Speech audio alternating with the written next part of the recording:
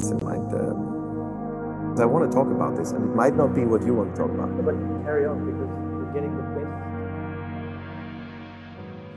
One of the things that keeps my mind occupied recently is the question about character.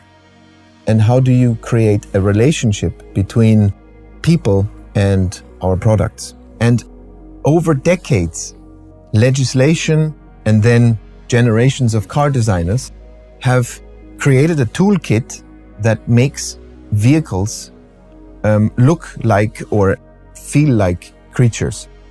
And that's quite fascinating in a way, because it's it's the most complex industrial product.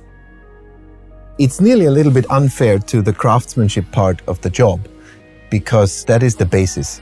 And it takes decades for people in our trade to get to that level of understanding how sculpture needs to be, the volumes, proportions, all of these things we like to talk about.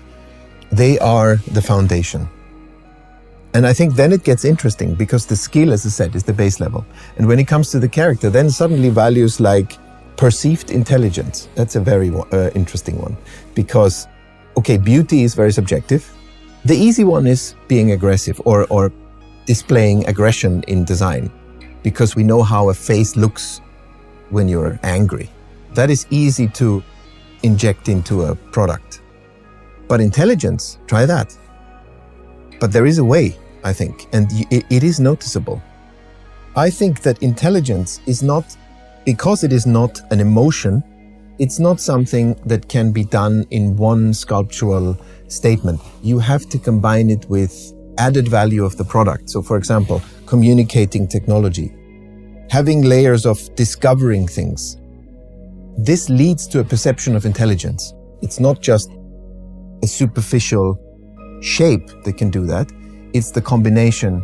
It's such an abstract concept, and it's so tricky to talk about it.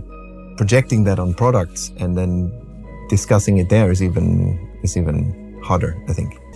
But it's something I play with and I think about a lot. If there is something else than the superficial emotions to convey in design.